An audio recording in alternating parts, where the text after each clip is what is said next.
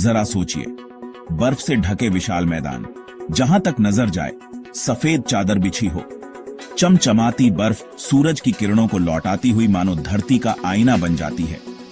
ठंडी हवाओं के बीच आर्कटिक का यह बर्फीला संसार न केवल धरती की शोभा है, बल्कि हमारे ग्रह के लिए एक ढाल भी है।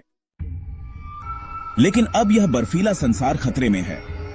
इंसानी गतिविधियों से बढ़ता प्रदूषण और ग्रीन हाउस गैसों का उत्सर्जन इस बर्फ को तेजी से पिघला रहा है।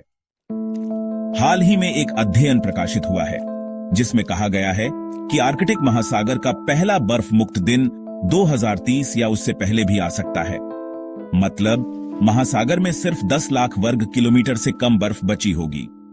यह अध्ययन नेचर कम्युनिकेशंस नामक जर्नल में प्रकाशित हुआ है, जिसे स्वीडन की यूनिवर्सिटी ओनेफ गोथनबर्ग की सेलिन हॉजे और अमेरिका की यूनिवर्सिटी ओनेफ कोलोराडो की अलेक्जेंड्रा जॉन ने मिलकर किया है। पिछले 40 वर्षों में आर्कटिक की बर्फ हर दशक 12.6% की रफ्तार से घट रही है और इसका कारण तेजी से बढ़ता ग्रीन हाउस गैस उत्सर्जन है। इन गैसों की वजह से धरती का तापमान लगातार बढ़ रहा है। अध्ययन में 11 अलग अलग क्लाइमेट मॉडल्स का इस्तेमाल किया गया और 366 सिमुलेशंस चलाई गई। अधिकतर सिमुलेशंस का अनुमान है कि ग्रीन हाउस गैस उत्सर्जन में कटौती करने के बावजूद आर्कटिक का पहला बर्फ मुक्त दिन अगले 7 से 20 वर्षों में देखने को मिलेगा। लेकिन दोस्तों, यह इतना भी सरल नहीं है।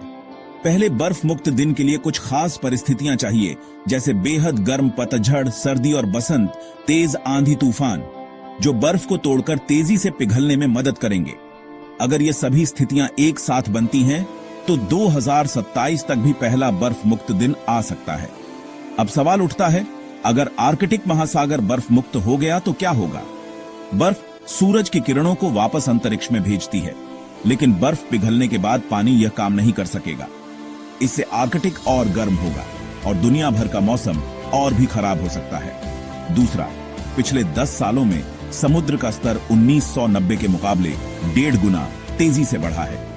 अगर ग्रीनलैंड की पूरी बर्फ पिघल गई तो समुद्र का स्तर 6 मीटर तक बढ़ सकता है।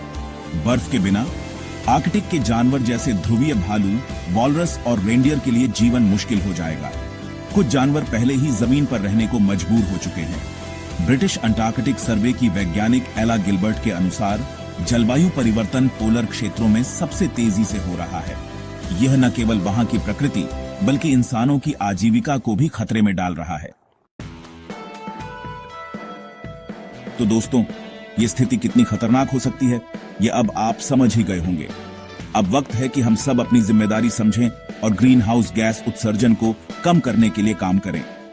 अगर आपको यह वीडियो अच्छा लगा हो तो इसे लाइक करें, शेयर करें और चैनल को सब्सक्राइब करना ना भूलें। मिलते हैं अगले एपिसोड में एक और रोचक और जानकारी भरी कहानी के साथ। तब तक अपना ध्यान रखें और पर्यावरण का ख्याल रखें। धन्यवाद।